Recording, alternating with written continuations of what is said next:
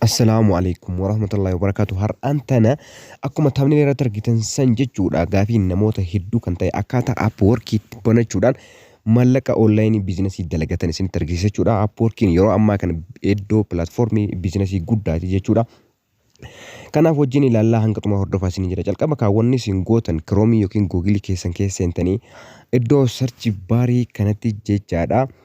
Upwork jettanii search gootan jechuudha. Isiniif fidaa achi booda isa jalqaba irratti isiniif dhufu upwork.com jedhu kana bantan jechuudha. Yoo jalqabaatiif yoo bantan peejii kana yookiin fuula kana isiniif fida. Amma isin akkana gad deemtanii karaa harka mirgaatiin yoo ilaaltan mallattoo sign up jettu jirti jechuudha. Sign up kana kilik gootanii ni bantanii achi booda fuula haarawaa isiniif fida. As biratti join as client or freelancer jedha. Klientii jechuun nama qacaru, freelancerii jechuun immoo hojjetaadha isin jechuudha. Kanaaf isin akka freelanceritti qacaramtu. Achi booda apply as freelancer ka jedhu irratti kilik gootanii gara fuula itti aanutti dabartu jechuudha.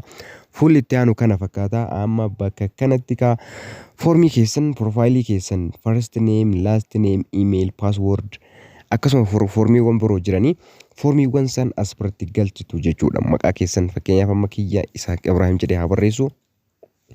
As biratti guutuu isaa waan foormiin kun na gaafatu ni barreessa jechuudha. Kunoo first name last name barreesse achi booda email kiyya ni galcha.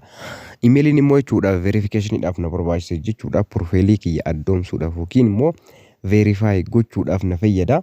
Booda send me kan jettu jette kanatti send me bakka jettu kana kilik gootanii achi booda agreement illee kilik irra gootanii create my account ka jettu kana irratti kilik godhattanii jechuudha. Kunoo haala kanaan amma accounting kiyya create naa ta'ee jira. Akkuma as biratti dubbistan jechuudha. Kunoo your account has been successfully created redirecting you amma kallattii fuula itti aanutti sin dabarsa jechuudha. Upworking keessan haala guuruun baratanii ganamee jira. Kunoo verify email to continue jedha kunoo. Amma emailii keessatti ergaan isiniif ergameeti jira. Ergaa san verify godhadhaa kan jedhu isiniif dhufa. Kallattumaan as keessaa bu'atanii jechuudha. Gmail yookiin emailii keessan bara deemtanii jechuudha. Kan Upworkiin isiniif ergee emailii keessan san keessa seentu. Kunoo Upwork notification jedha. Verify your email address kan jedhu jira. Isa sarratti kilik godhattanii suduudumaan yoo gadi deemtan verify email kan jettu jirti. Waan banattaniif galatooma maal kan jettu isiniif dhufti maqaa keessaniin verify email ta'e sanarratti amma kilik godhattanii jechuudha. Kunoo amma congratulations your account is verified jedha. Kanaafuu ammallee fuula biraa isiniif fida. Next big opportunity kan jedhamu waan asitti guuttan profaayiliiwwan kanneen yoo guuttan carraa asitti qacaramuudhaa carraa hojiidhaa argattu jechuudha. Amma gaafii isin gaafata. Answer a few questions and start building your profile ka jedhu jira. Isin kana bira gadi tartanii get started ka jedhu san bira dhaqxan amma get started ka jettu jirti. Isii kana bira dhuftan ni eegaltanii achi booda gaafii gaafatamtan kana ni deebistu. Gaafiin amma as biratti jiru a few questions first have you freelanced before kana dura hojjettee jirta akka freelanceritti ka jedhu jira yookiin filannoo isiniif fida. Filannoo sadii am brand kan jedhu jira. I have some experience am an expert kan jedhu jira. Kanaafuu kan lammaffaa kana yoo filattan irra bareedaadha. Muuxannoo niin qaba ka jettu kanarratti tiikitti godhattan mallattoo iddoo duwwaa kanarratti muuxannoo hanga tokkoof ni qaba kan jedhu san kilik gootanii booda next jettanii jechaadha. Next jedhanii jira nama ammallee gaafii itti aanu ni jira. Freelancing different people maal kan jedhu kanas ni filattanii kaayyoo keessanii kun to earn money main income to make money on the side to get experience kan jedhu jira. Waan arfurtu jira. As keessaa isin kanuma duraa kana filatta to earn money main income kan jedhu ka jalqabaa kana filansanii jechuudha. Kaayyoon keessan mallaqa earn gochuudha. Achi booda next jettanii create profile kan jedhu jira. How would you like to work? Akkamitti hojjechuu barbaadda kan jedhu jira. Iddoo kanatti haala ittiin hojjechuu barbaadan filannoo isiniif fida. Isin kan duraa kana odoo filattanii isiniif irra gaariidha. Achi booda next jettanii development jettanii galchitan amma isin developer jettanii achi booda next add your experience muuxannoo keessan as biratti dabaltu jechuudha. Amma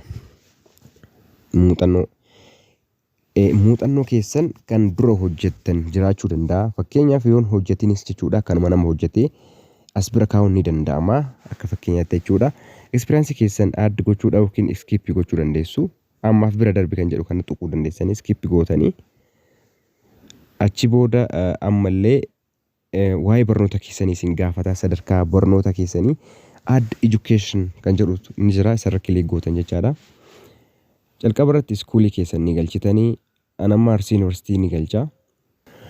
Bachelor of Art degree yookiin immoo diploomi yookiin immoo masters kan jedhu asirratti ni galchitanii anam Bachelor of Art BA in Accounting and Finance kan jedhu ni galcha. Field of study barnoota field keessanii yoo qabaattan ni galchitanii yoo qabaachuu baattan biruma dabartu jechuudha rakkoon qabu. Accounting and Finance galcha anamma. Some border clients like to know how you now add your education. Kuno amma asbiratti kan dabale kuno Arsii Yuunivarsiitii Bachelor of Arts BA Accounting and Finance bara wajjin galtee jira jechuudha. Kuno amma next add language afaan keessanitti asbiratti add gootu afaan jalqaba irratti Ingiliffaa yookiin Amaariffaa yookiin afaan Oromoo filattu hanga afaan sadii filachuu ni dandeessu jechuudha. Asbiratti Ingilish filadhee fakkeenyaaf amma Ingiliffa kana beezikidha moo conversational fluent dhibbatti dubbattamoonni barreessanii dubbattanii dhageeffata waan jedhu isin filachiisa tokko filattu isin yoo perfect taatan perfect yookiin immoo kan hin beeknes yoo ta'e beezikii qofa gootan achi booda next jettaniini amma nearly zero maal kan jedhu isin dhufa iskilii keessan as biratti barreessitu jechuudha. Iskilii keessan yookiin hojii keessan as bira katabdu jechuudha. Your skill kan jedhu kana biratti. Waan hojjettan video editing, video recording jechuun barreessuu dandeessanii as bira waan hedduu jira. Filannoo isinii fida innumtuu iyyuu isin yeroo tokko barreessan kunoo hedduu isinii jira. Video editing and production kan jedhu jira waan hedduu filannoo haga 15 tokko as biratti yoo isin barreessitan hojiilee keessan takka takkaan isinii fida as bira kaayyattu jechuudha. Hojii keessan san as biratti hanga 15 ni barreessitu kunoo nama baay'ee barreessee jira. Interview keessatti next gootanii. Now write a bio to tell the world about yourself. Bio barreessan nama bioon kun waa'ee keessan sirriitti kan ibsu namni profaayilii keessan irra yoo seenee jechuudha namni isin qacaruu barbaadu suni profaayilii keessan kana sirriitti akka dubbisu bio ibsa waa'ee keessanii ni barreessitu jechuudha. Achi boodallee fuula itti aanu isin geessaa fuula kanallee serviisiiwwan as biratti barreessituu fi isaaniitti isinii fida accounting and consulting admin and support customer service data science and analytics kan jedhu jira hanga 3 hanga 5 ni filattu as biratti illee hanga barbaadan filattan jechuudha. Hedduutu jira tokko yoo filattan fuulduratti tiika akka godhattan isinii fida. Fakkeenyaaf web and movie software development kan jedhu kana fuulduratti waan hedduu fide filattanii yoo baay'ate ni hir'istanii hanga barbaadan san galchitanii next set your rate keessan galchitanii maallaqa keessan doolaara meeqa sa'a tokkotti hojjechuu akka barbaadan kun gatii qacarrii keessanii kan barbaadan kaayyattu jechuudha. Achi booda isa kaayyattu jechuudha.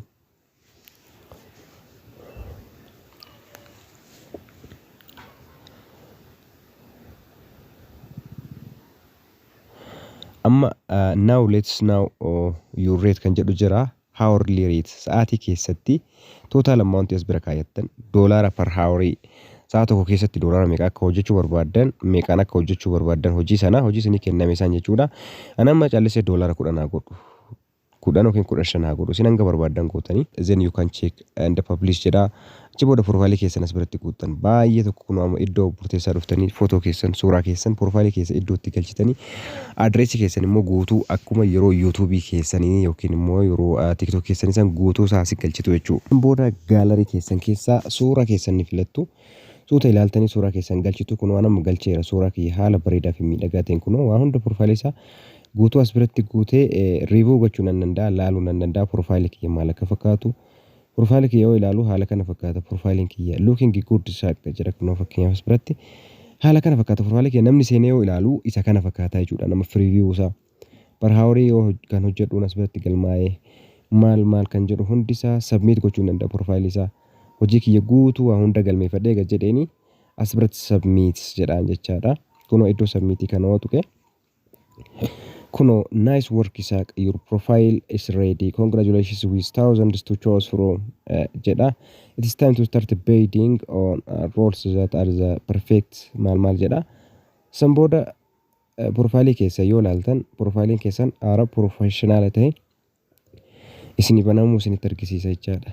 Kunoo full stock developer dha hojiin kiyya kunoo gubbaa irratti akkuma argitan daamaa Itoophiyaa jedha. Odii kiyya guutuu naaf barreessee jira jechuudha. Kanaaf haala kanaan fayyadamuu qabdu. akkamitti hojiidhaaf akka qacaramtan akkamitti akka beeksisa appilaayi gootan beeksisaaf galmooftan immoo yeroo biraa kan ilaallu ta'a. Waan isiniif hin galle yoo jiraate na gaafadhaa. Kanarraaf jennee kanumaa horaa bulaa deebanaa.